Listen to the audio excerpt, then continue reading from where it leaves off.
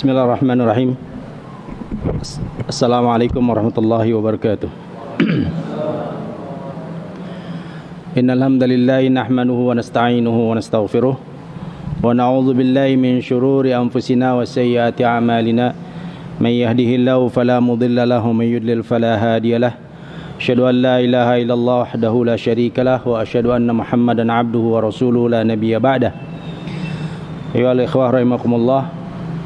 Dalam kesempatan yang berbahagia ini kita ingin mentadabburi tentang sebuah peristiwa awal dari terjadinya pembangkangan pertama makhluk kepada Allah Subhanahu wa taala. Peristiwa pertama pembangkangan makhluk kepada Allah Subhanahu wa taala dimulai ketika penciptaan Nabi Adam alaihissalam. Allah Subhanahu wa taala menceritakannya di dalam 7 surah di dalam Al-Qur'anul Karim, di mana hanya 1 surah yang sangat singkat, yaitu dalam suratul Kahfi, yang tidak membahas secara detail dari terjadinya pembangkangan tersebut. Tetapi surah-surah yang lain menjelaskannya secara gamblang dan detail. Di antara surah-surah tersebut adalah yang pertama suratul Baqarah, dari ayat 30 sampai 37 yang menjelaskan tentang peristiwa awal terjadinya pembangkangan makhluk. Lalu di dalam suratul A'raf juga dijelaskan dari mulai ayat 11 sampai ke 23. Lalu ada di dalam Al-Qur'an surah Al-Hijr di ayat 28 sampai 44. Allah Subhanahu wa taala juga jelaskan di dalam Al-Qur'an surah Al-Isra ayat 61 sampai 65. Juga di dalam surah Thaha ayat 116 sampai 127. Lalu di dalam surah Shad ayat 71 sampai 83. Semua ini menggambarkan begitu gamblang dan panjang tentang terjadinya pembangkangan pertama makhluk kepada Allah Subhanahu wa taala, yang diawali dengan fitnah ujian untuk sujud kepada makhluk yang bernama Adam alaihissalam yang diangkat sebagai khalifah fil ard. Dari semua peristiwa yang disampaikan oleh Allah Subhanahu wa taala di dalam Al-Qur'anul Karim, kita ingin memetik beberapa ibrah, pelajaran yang berharga agar menjadi tuntunan bagi kita di dalam menjalani kehidupan kita di dunia ini. Yang pertama dari ibrah yang bisa kita ambil adalah bahwa pembangkangan pertama makhluk ini dilakukan oleh makhluk yang bernama iblis. Dari peristiwa pembangkangan iblis inilah lahir makhluk-makhluk yang berwatak syaitan. Jadi sebelumnya tidak ada. Semuanya menjalani ketaatan yang begitu tinggi dan kuat sebelum terjadinya fitnah ujian untuk mereka sujud kepada Adam alaihissalam sebagai khalifah fil ard.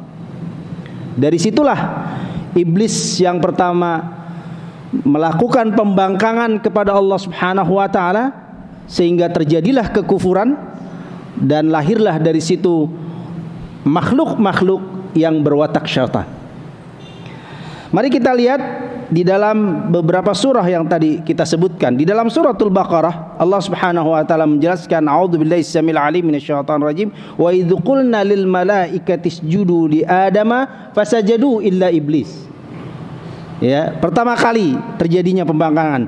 Ketika kami katakan kepada malaikat usjudu li adama fasajadu, semua sujud illa iblisa, kecuali iblis.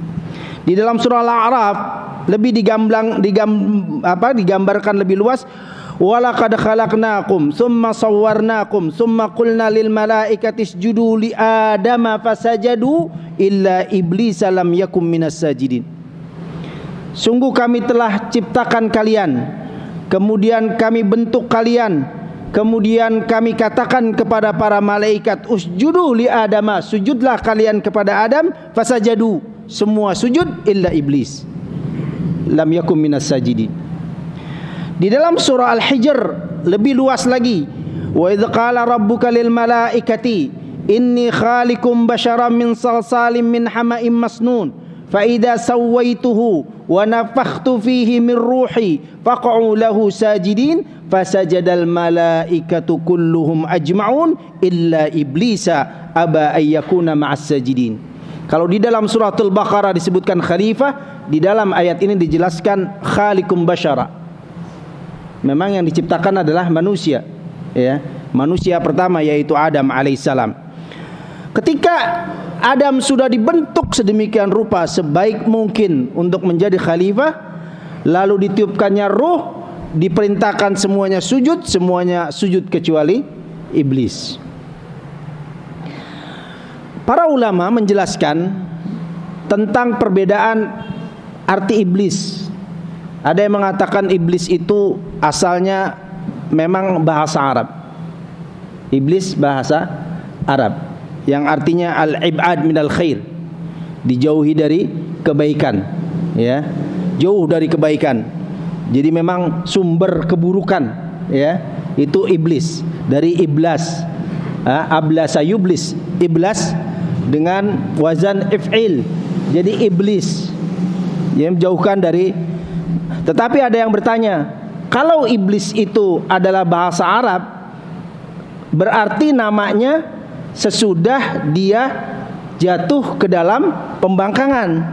Sebab laknat dan dijauhkannya dari rahmat Allah terjadi setelah pembangkangan. Sebelumnya tidak terjadi pembangkangan, berarti namanya sebelumnya bukan iblis. Tapi dijawab bahwa nama sebelum dia menjadi iblis, waktu sebelum perintah sujud, itu Azazil, ya.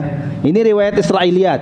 Walaupun diambil oleh para tokoh-tokoh senior ahli tafsir yang masyhur di kalangan para sahabat, tetapi para ulama tafsir mengatakan ini berasal dari riwayat Israiliyat.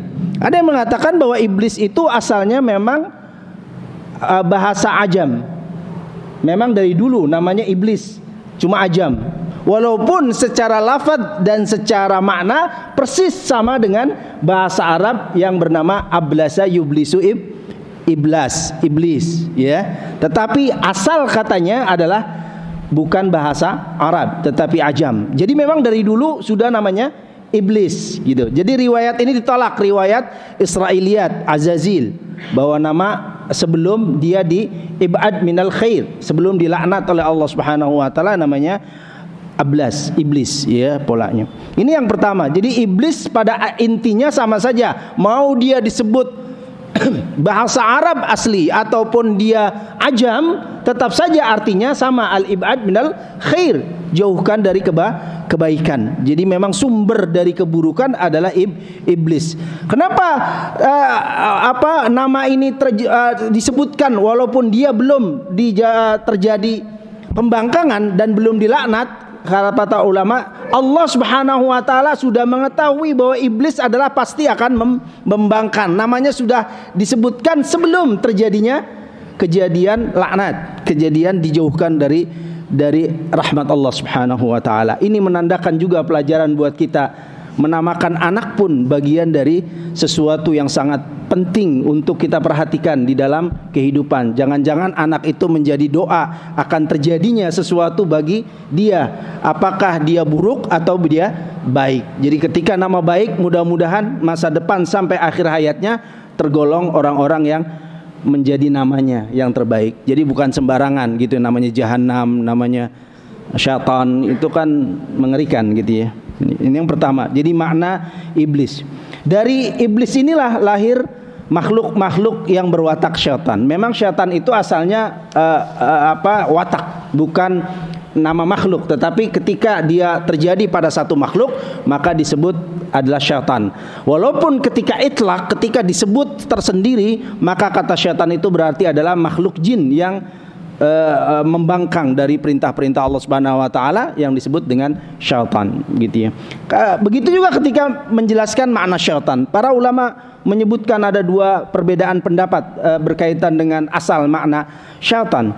Ada yang mengatakan bahwa nunnya di akhir syaitan, nun, ada yang mengatakan itu zaidah, artinya tambahan. Asalnya kata syata. Ya, syata yashitu syatanan. Wazannya fai'al, ya. Jadi syaitanun. Jadi cuma nunnya zaidah. Asalnya syata. Syata yashitu, ya. Kata inilah yang banyak dijelaskan oleh para ahli bahasa. Jadi berasal dari kata syata yashitu syatanan. Jadi syaitanan artinya halak, hancur, binasa. Ya, itu kata syata. Ada yang mengatakannya nunnya asli, bukan zaidah, bukan tambahan. Berasal dari kata syatana. Apa? Syatana, yashtanu syatanun. Ya, syatana yashtanu syatan. Jadi dia artinya adalah sesuatu yang bergejolak marah sangat kuat. Syatan artinya mempunyai gejolak marah yang sangat tinggi, kuat. Ada yang mengatakan artinya adalah bahwa al-bu'du anil khair, sama dengan arti iblis, jauh dari kebaikan, gitu ya. Jadi ini makna yang terkandung dalam kata syaitan. Terserah apakah itu nunnya zaidah ataupun nunnya asli, tidak menjadi persoalan besar. Yang menjadi persoalan besar adalah makna dari syaitan. Artinya dia asalnya adalah sesuatu yang menjauh dari kebaikan, ya, sumber-sumber keburukan, watak-watak keburukan, karakter dan perbuatan buruk itu adalah syaitan bahasa ininya. Sehingga para ulama mengatakan bahwa yang disebut syaitan adalah kullu atin mutamarrid min ins au jin au dabbah, ya. Setiap makhluk yang berakal bernyawa itu mutamarrid, bandel bahasa anunya, ya, sangat membangkang dan berbuat maksiat kepada Allah Subhanahu wa taala, itu adalah syaitan. Jadi dari sini mengatakan bahwa syaitan itu adalah watak yang bisa melekat kepada setiap makhluk. Setiap makhluk yang terlekat di dalamnya sifat-sifat pembangkangan terhadap Allah Subhanahu wa taala, pelanggaran terhadap perintah-perintah Allah Subhanahu wa taala, itu adalah syaitan, ya, polanya. Maka fa idza khalau ila syayatinihim, ketika mereka menyendiri bersama syaitan-syaitan mereka, kesyaitan-syaitan mereka, ketika mereka bersama-sama diskusi gelap-gelapan bersama syaitan mereka adalah Yahud, Nasara, dan para pembesar-pembesar orang-orang kafir. Itu berarti syaitannya pun melekat ke dalam jiwa mereka. Ini yang pertama, bahwa terjadinya pembangkangan dilakukan oleh namanya iblis, yang lahirlah dari situ watak-watak syaitan kepada makhluk. Untuk itu kita harus hati-hati dalam dan ini dijelaskan oleh Allah Subhanahu wa taala untuk mengingatkan bahwa dialah musuh yang sesungguhnya, sehingga harus ada kewaspadaan dalam diri kita. Yang kedua, pembangkangan ini terjadi dalam bentuk kekufuran. Kekufurannya disebutkan oleh Allah Subhanahu wa taala dalam bentuk kufur iba wal istikbar. Kufur iba wal istikbar, ya. Kesombongan, keangkuhan, jumawa, merasa tinggi, lebih dari yang lainnya, ya. Darah biru, apalagi pejabat, tokoh senior, ini yang menggambarkan kesombongan dan keangkuhan dari iblis yang menjadikan dia kufur, tergolong orang-orang atau makhluk yang disebut kufur. Allah Subhanahu wa taala menjelaskan di dalam suratul Hijr misalnya yang lebih dalam suratul Baqarah dulu, wa qulna lil malaikati isjudu li adama fasajadu illa iblisa aba wastakbara, jumawa, istakbar, sombong, angkuh, merasa dirinya mendapatkan kelebihan penciptaan dari Allah Subhanahu wa taala, yang nanti akan kita ceritakan apa sebabnya dia merasa sombong dan angkuh dalam poin ini. Inilah yang juga menjadi banyak terjadinya pembangkangan dan kekufuran pada makhluknya yang terkena penyakit watak syaitan, ya, dari iblis ini. Ya, maka orang-orang kafir pun disebutkan oleh Allah Subhanahu wa taala banyak terkena kekufuran iba wal istikbar. Misalnya Allah Subhanahu wa taala berfirman, a'udzubillahi samil alim minasyaitonir rajim, fa innahum yawma idzin fil adabi mushtarikun inna kadzalika naf'alu bil mujrimin innahum kanu idza qila lahum la ilaha illallah yastakbirun. Ya, sungguhnya mereka pada hari itu akan bersekutu di dalam adab siksaan sama. Inna kadzalika, demikianlah kami lakukan bil mujrimin, terhadap orang-orang mujrim, para pembangkang, para pendosa. Innahum kanu, yaitu pendosa yang apabila dikatakan kepada mereka, diseru, didakwahkan, diajak kepada la ilaha illallah, yastakbirun, tidak mau nerima. Kenapa? Ada keangkuhan. Siapa yang ngajaknya? Ya, orang-orang biasa yang nggak sama sekali mempunyai kelebihan, harta nggak punya, jabatan nggak punya, keturunan juga membleh, tidak ada. Yastakbirun. Yang dilihat adalah yang mengajak, yang dilihat adalah yang membawa, bukan apa inti dan siapa yang menyerukan ini, perintah ini berasal dari mana. Ya, yastakbiru, sombong dan angkuh. Ini banyak penyebab menjadi kekufurannya makhluk, karena iblis pun sebagai sumber dari kekufuran itu sendiri memang berasal dari iba wal istikbar, kesombongan dan keangkuhan. Sebab iba wal istikbarnya Allah Subhanahu wa taala menjelaskan benih-benih yang terkandung di dalam jiwa iblis itu adalah hasad. Yang ketiga, jadi hasad pada akhirnya bisa menimbulkan bentuk kekufuran kepada Allah Subhanahu wa taala. Hasadam min indi anfusihim. Hasad dari diri-diri mereka, ya.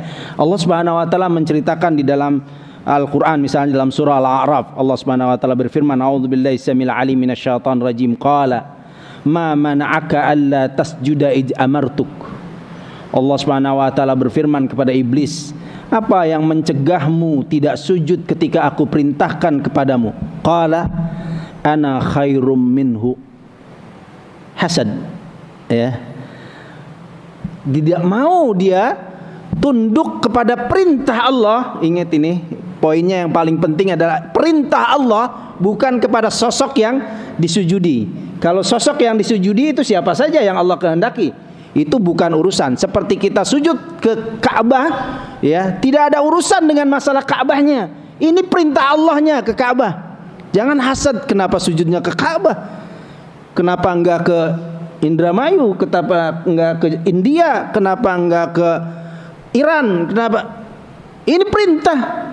Enggak ada urusan mau kemana, ke kanan, kiri, depan, belakang. Kalau perintahnya dari Allah, sam'an wa ta'atan, sami'na wa ta'ana. Disinilah jatuh, ya. Tetapi iblis karena hasadnya tidak mau. Dia mengatakan, ana khairum minhu, khalaqtani min nar wa khalaqtahu min tin. Qala fahbit minha, ya, fama yakunu laka an tatakabbara fiha fakhruj innaka minas saghirin. Di dalam ayat lain, dalam suratul Hijr ayat 28 sampai 33, Allah Subhanahu wa taala berfirman, wa idh qala rabbuka lil malaikati inni khaliqum basharan min salsalin min hama'in masnun fa idza sawaitu wa nafakhtu fihi min ruhi faqaw lahu sajidin fasajada al malaikatu kulluhum ajma'un illa iblisa aba ay yakuna ma'as sajidin qala ya iblis malaka alla takun ma'as sajidin. Kenapa engkau tidak bersama orang-orang yang sujud, makhluk yang sujud lainnya? Malaikat semua sujud, kenapa engkau tidak? Qala lam akun li asjuda li basharin khalaqtahu min salsalim min hama'im masnun. Iblis tahu persis diciptakannya Adam. Disebutkannya khalaqtahu min salsalin min hama'im masnun. Allah sudah sebutkan awalnya Allah menciptakan basharam min salsalim min hama'im masnun. Iblis pun meyakini bahwa Adam diciptakan dari min salsal min hama'im masnun. Enggak ditolak itu, tapi dia menolak untuk sujud. Apa katanya? Li asjuda li basyarin. Lam akun li asjud. Aku nggak mau sujud kepada libasyarin, kepada makhluk yang bernama manusia, bashar, yang engkau ciptakan min hama'im masnun. Kalau sekarang malah ada yang mengatakan bahwa manusia tercipta dari monyet, gitu ya, perubahan monyet. Lebih dari iblis. Kalau iblis sudah jelas mengatakan memang manusia diciptakan pertama dari salsalin min hama'im masnun, yaitu Adam alaihissalam. Tapi syaitan baru yang lebih dahsyat dari iblis mengatakan itu hanyalah perubahan dari nyemot, gitu ya. Suatu yang lebih buruk daripada iblis itu sendiri. Dari sumber kejahatan dan keburukannya sendiri, dia jauh lebih buruk, ya. Ini sebab hasad. Makanya Allah Subhanahu wa taala memperingatkan kita dengan satu peringatan yang cukup jelas tentang orang-orang kafir yang hasad kepada kaum mukminin, ya. Allah Subhanahu wa taala berfirman dalam suratul Baqarah, a'udzubillahi samil alim minasyaitonir rajim, wadda katsirum min ahlil kitabi law yaruddunakum min ba'di imanikum kuffaran hasadan min 'indi anfusihim. Wadda katsirum min ahlil kitab, katsir min ahlil kitab, banyak sekali dari ahlul kitab yang wadda, semangat sekali untuk mengembalikan kalian menjadi orang-orang kafir. Jadi jangan husnudzan bahasa. Ini jelas sekali Allah Subhanahu wa taala wadda katsir. Semangat mereka untuk mengembalikan orang-orang mukmin kepada kekafiran itu merupakan watak dasar dari kekufuran mereka. Kenapa? Hasadam min indi anfusihim. Karena hasad yang dalam dari jiwa kekufuran itu sendiri. Ya, hasad melahirkan kekufuran, akhirnya menumpuk menjadi bangkai hasad yang sangat pekat di dalam jiwa, sehingga tak akan berhenti untuk membuat semua kaum mukminin menjadi kufur, menjadi kufur. Imam Al-Qurtubi rahimahullah di dalam mentafsirkan ayat menjelaskan wal hasadu madmum, hasad itu tercela, wasahibuhu magmum, pelakunya akan menjadi sengsara.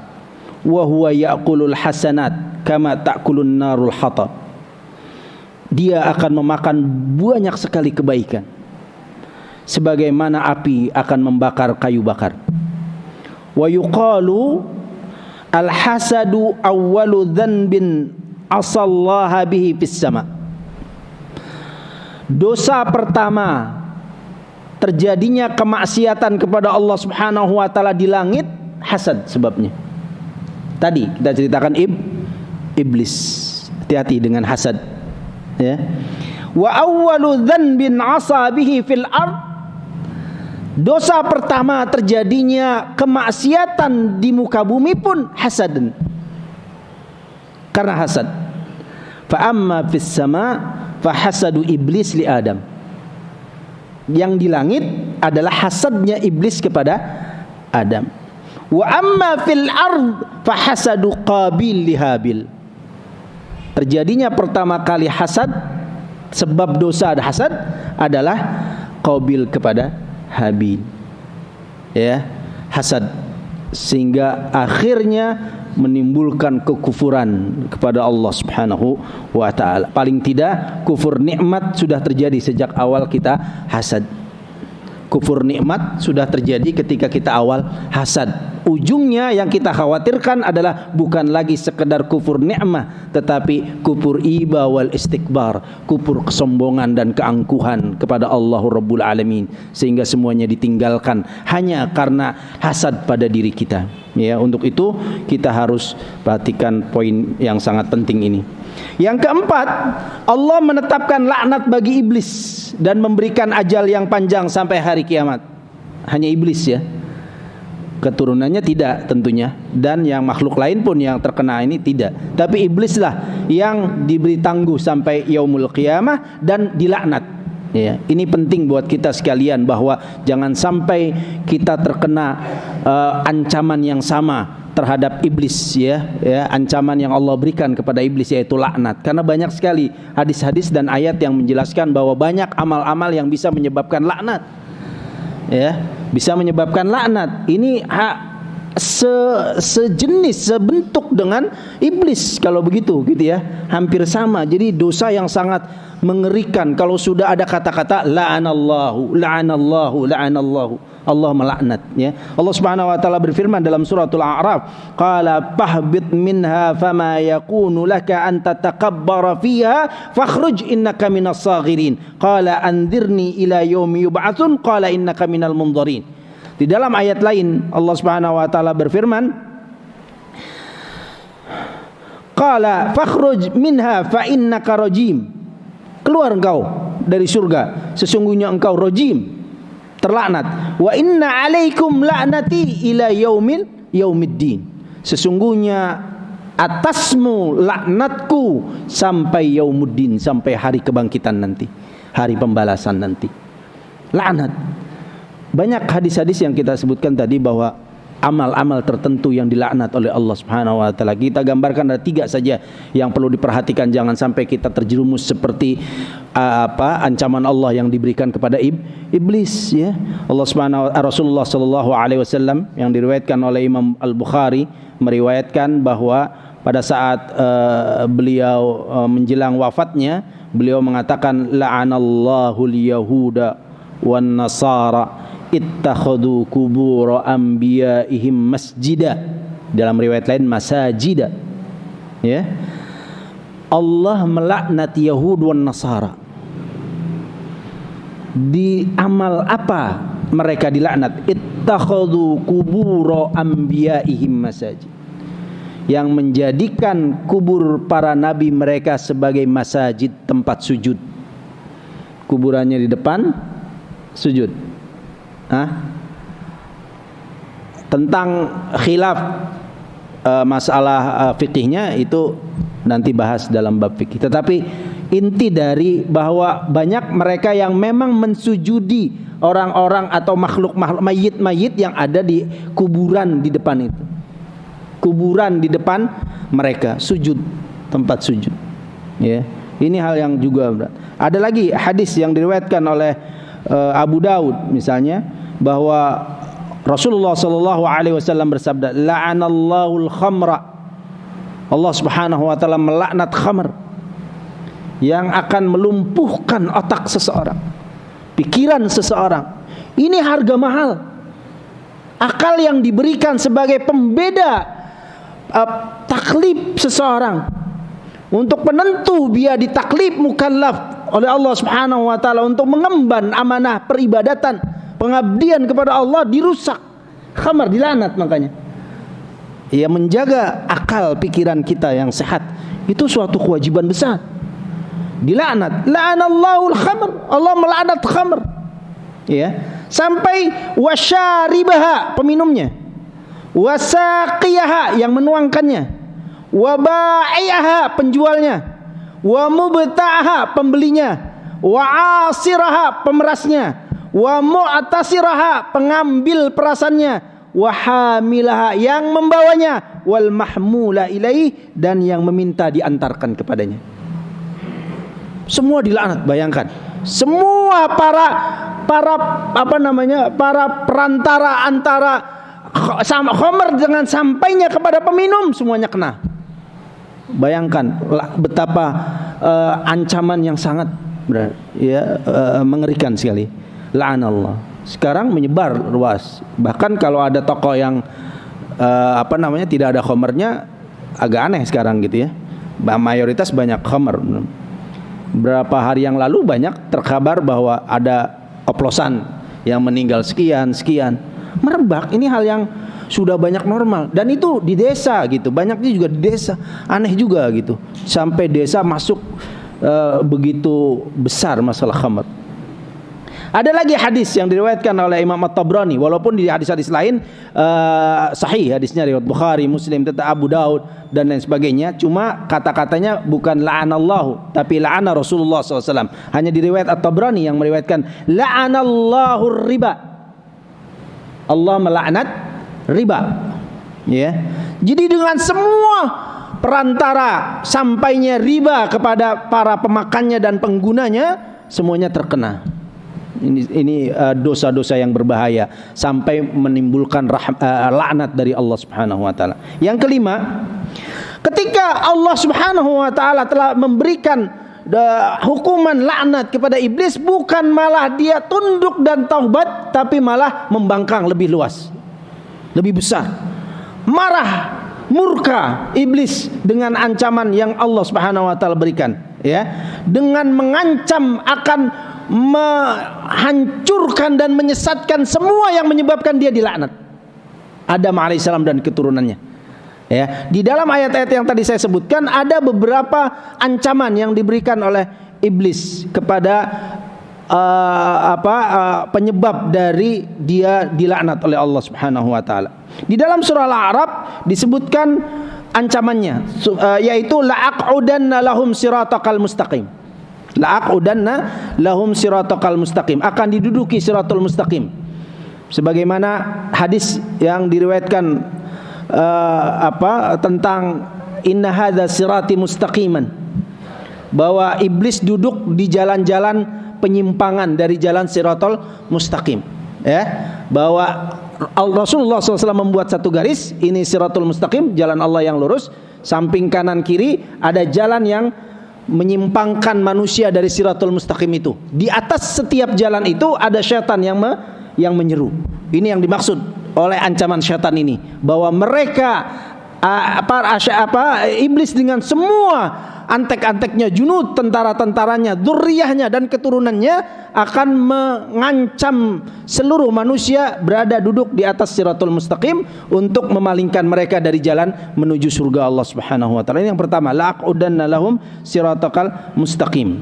Lalu dilanjutkan oleh iblis, tsumma la'atiyannahum min baini aydihim wa min khalfihim wa an aymanihim wa an syama'ilihim. Diduduki pula atau diancamkan pula dari depan, dari belakang, dari kanan, dari kiri, yang sudah sering kita sebutkan tafsirnya yang sangat menarik dari Ibnu Abbas radhiyallahu anhuma, usyakkikuhum fi akhiratihim, dari depan diragukan akhirat, ya, dari belakang digemarkan mereka terhadap dunya, uraghibuhum fi dunyahum, wa an aymanihim, dari kanan mereka asbaha alaihim amradinihim, urusan agama mereka dibodoh-bodohi, ya, dibodoh-bodohi agama, ya, disamar-samarkan. Yang enak tuh yang begini, yang ini sih kurang khusyuk, ini kurang bagus, ini enggak beres gitu, ya, dan lain sebagainya. Tetapi yang tidak benar dicekoki, bahaya. Ini bahaya, hati-hati. Ini bagian dari strategi syaitan.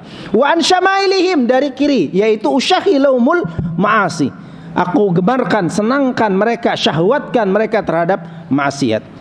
Yang kedua, ya, di dalam Al-Quran surah Al-Hijr misalnya, itu diigwa, la'ughwiyannahum ajmain, diigwa, ya, disesatkan, ya, dirayu untuk berbuat kerusakan.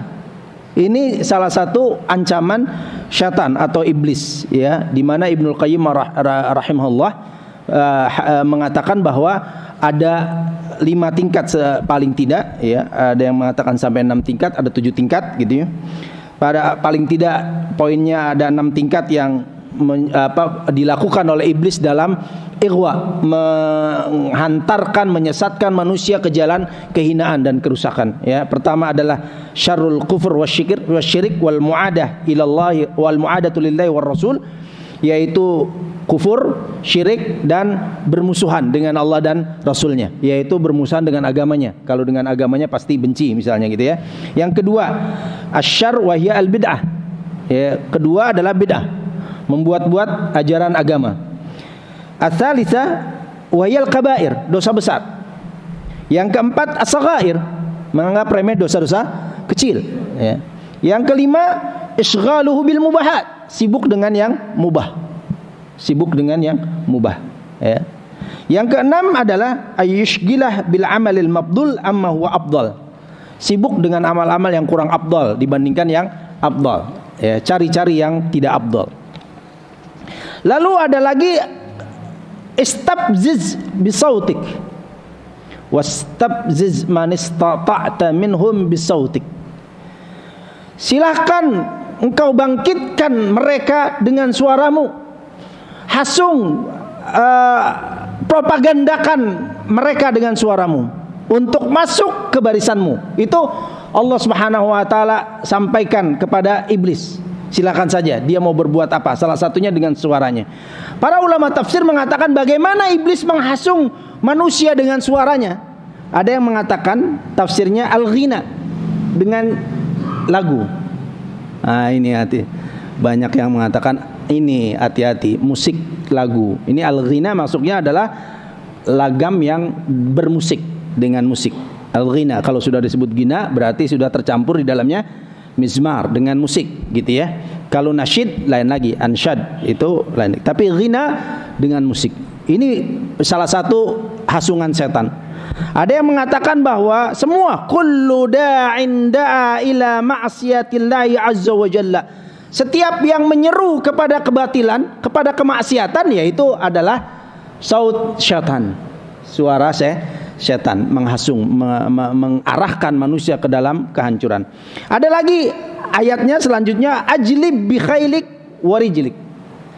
Semua tentara setan, ya, iblis, baik yang berkuda maupun yang berjalan kaki, itu silahkan dikerahkan, ya, baik dalam bentuk sihir dan lain sebagainya. Itu ada di dalam poinnya. Sehingga di sini dikatakan kullu raqibin wa mashin fi ma'siyatillah. Setiap orang yang menggunakan kendaraan ataupun berjalan kaki dalam maksiat kepada Allah, semuanya adalah tentara syaitan yang dilakukan oleh syaitan, digiring oleh syaitan gitu. Ada lagi wasyarikhum fil amwali wal aulad. Bergabunglah dengan mereka dalam masalah harta dan anak-anak mereka. Apa maksudnya?